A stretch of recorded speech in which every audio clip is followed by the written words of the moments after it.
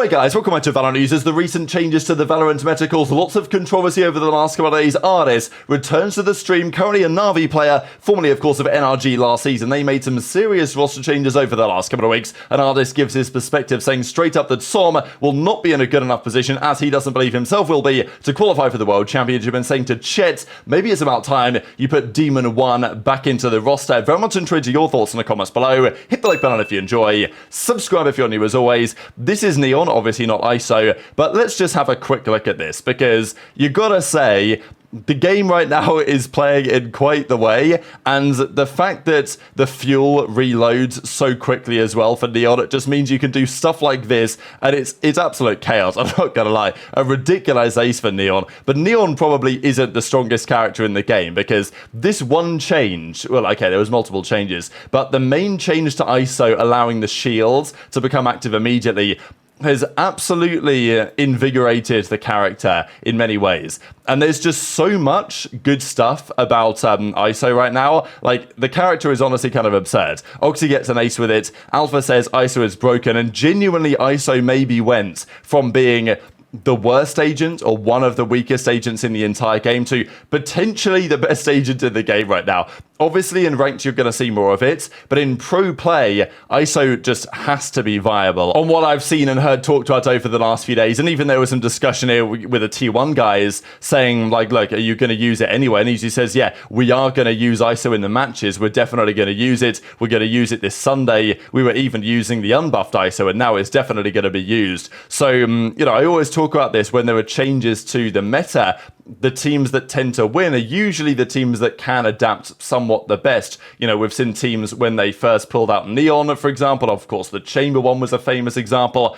But even when, you know, like Harbor was first getting used, the teams that kind of got used to finding the ways to make those agents viable quicker than others, even Fade, you know, they tended to take advantage of it. There's even been some people using Deadlock over the last few days, which I find kind of interesting as well. So the agent pool is quite fascinating, but ISO surely will get some utilization. And this even was a funny moment here from Tarek's stream where, you know, they're trying to attack the site. They hear the ISO shields come up and they all just run away. And, well, we can see in a couple of seconds time exactly what happens when they face the ISO. And, well, yeah, Tarek gets cooked. And this is the thing as well, that the ISO player, when the shield comes online, just has unbelievable confidence as well. Like, you give a top quality pro ISO right now, like, they are going to be a player to fear. So I don't know what this means for the future of the game, but it's something worth thinking about. And I thought this is funny that Sentinels quote tweeted this from Sarah back in November when she said, I really hope that they buff and rework ISO. The idea behind the double tap is unironically really cool. Anything that raises TAC FPS mechanics skill ceiling is sick,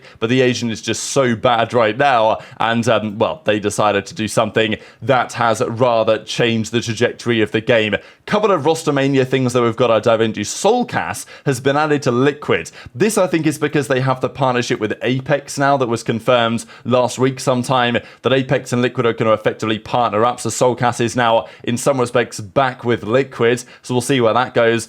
But also, how about this? paTiTek is gone from Team Heretics. Team Heretics, second place at Masters Shanghai. They brought paTiTek in, of course, as their substitute. Mini Boo was not available for the tournament. He was staying at home. He wanted to look after himself, and understandably, because he had loads of exams that he's now got through. Mini Boo confirmed, all right, you know, he obviously wishes he was there with the team to try and win with them, but even their coach Neil Zinho said, whatever happens on the championship Sunday, whether Heretics win or lose, Mini Boo is part of the plan, and certainly part of the plan from a Neon perspective. Now Neon is potentially viable again. So paTiTek was mentioned by Neil Zinho, like, this guy's too good to be a sixth man, right? And, you know, it was an option, given how well Patty fits into that roster, how well he performed. And sure, when it came to the grand finals against Gen.G, could they have done with, you know, their actual team with Mini Boo? Quite possibly that could have made the difference there. But Patty still did a phenomenal job, raised his stock substantially throughout the tournament. And as a result, Heretics have seemingly decided that, you know what,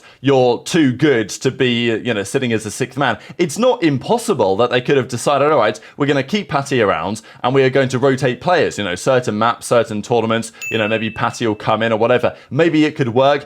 I don't really like the idea of 6-man rosters in general. I prefer just having a set 5 that you play with all the time and you can trust and you can understand, and maybe a 6-man team can work. But I think this is personally like my preference, and therefore Heretics, it seems, are saying to Patty, like, run free, right? Go and take it off for somewhere else. The issue is for him, I guess, with the timing of this, is another organization going to come through and say, yeah, we'll sign you right now, just because of the way the season is, the fact that stage 2 is about to get underway. Is a team going to, go and get him? I think there have been rumors that he doesn't really have any big offers on the table right now, but I do think that come the off season, absolutely this is going to work out, and the fact that Heretics have removed him, I guess, means, I suppose, that there is no requirement for a buyout or whatever, so we can kind of do a pancada, would just take the best offer and not have to worry about getting bought out of a contract. But let's talk about some other roster mania stuff with NRG. They made a controversial roster decision, getting rid of Marved. Now, the Marved thing is interesting because he wasn't playing at the level that he was before. There was that moment he was on stream with FNS and people were talking about, wow, this Marv guy seems kind of out of it and all this. Anyway, they got rid of him.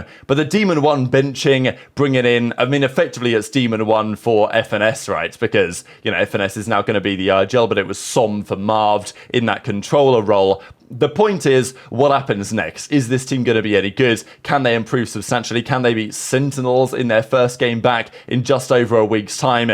Well, time will tell. But have they made the correct decision is probably the big one here. And Ardiis gives his thoughts on the matter. He, of course, played with these guys on that NRG roster last season. Then it all came to an end. He goes and ends up joining the Na'Vi guys instead. And he talked about a fair few things on stream, as he always does. Very entertaining character, this guy. And it's good to see him back on stream. Keith is officially back. But he talks on the NRG roster and, well, he's basically roasting them in some respects and saying, yeah, not so sure this decision is a good idea. Doesn't look like you guys are going to make the World Championship either, right? Na'Vi, of course, they can still make it if things go to plan. But, he's maybe not so convinced that Na'Vi are good enough to make it anyway, given the strength of that European region with the likes of Heretics and the other teams making some serious hay this season. But also he doesn't think NRG are good enough. And then he goes on to say in another clip, effectively referencing Chet, who is in the chat, to say, hey, maybe it's about time you put Demon 1 back in the roster. Listen, I'm going to be real with you, I got the bag from NRG. I'm going to be completely honest. I got the bag. I'm going to give you some juicy info, okay? My NRG salary was 5 times more than my FPX, more than 5 times, a lot more than 5 times, than my FPX salary. That's all I'm going to say, okay? Sam, I heard you guys at the team, though. The question is, though, Sam, when are you going duelist? That's all I'm saying, Sam. That's all I'm saying, bro. Where is Samuel? Sam, on the jet, bro. We need you, bro. You don't need me. Sam, we do not. Trust me, I know, you know, and I know, we both know, I don't need to be anywhere near America, bro. Me, bro, Sam, on a real one, me and you both know, we know, bro. I'm just a measly old man. Sam, please tell me you're back on Harbour, bro. Put you on Haven Harbour. Damage is getting done, bro. Damage is getting done, bro. I'm going to slap you around if I play. No, you won't, Sam. No, you won't. You know why? Because we both not going champions, bro. We're both not making champions, bro. Bro, the GOAT. The best Harbour in the world, bro. Undeniable. Genuinely, Sam, I miss you. Sam, honestly, Sam. I said this literally before. You're the GOAT, Sam. You are the GOAT, Sam. That's all I'm going to say. Check, you have this Demon 1 kid, though. I don't know, bro. Like this Demon 1 kid, Chet, you come on to, slot him in, Chet, you know what I mean? This perspective on the Demon 1 thing is shared as well by Boostio. We saw him say the other day he wouldn't have got rid of Demon 1. He thinks that you need a player on that kind of level in order to win big events. And as we said yesterday, maybe this version of NRG is going to be good enough to qualify, but they might not be good enough to win. And maybe that's okay, depending on your perspective on what you're trying to achieve in the short term with the roster. But it is interesting to see multiple pro players sharing this opinion that getting rid of Demon 1 feels like an error. But I think it obviously feels like an error from the outside looking in, just how talented they are. But then again, what exactly do you do with the roster if you were to keep Demon 1 is a question.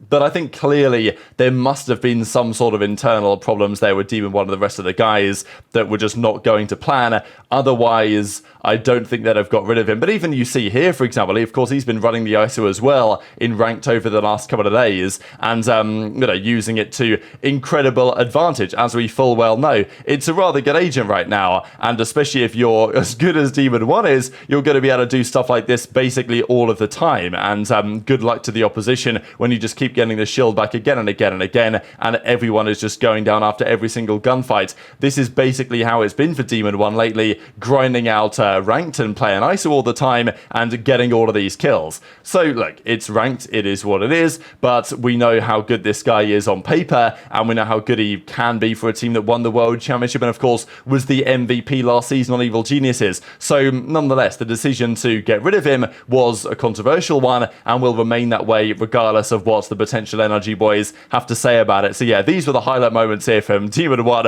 all sorts going on, basically every single map here as well. There was, clips coming through. So is Ardiis right about potentially not making it to the World Championship for NRG? This is Na'Vi, by the way. Of course, they did pretty well in the most recent split, but it wasn't quite good enough, right? They're not lost to Heretics when it mattered in the knockout stages to not make it through to Shanghai, but they're not in the worst position in the world. They've looked reasonably solid. If they come through and get some decent results this split, they first play Heretics, though, their first game back, so that's not going to be easy. But after that, of course, they still have a chance. NRG, on the other hand, play Sen, G2, Crew, and Cloud9, and then we'll see where they are going to end up landing from there. But very much enjoyed your thoughts on all this stuff in the comment section below. Hit the like button if you enjoyed, subscribe if you're new, take care, and I'll see you next time.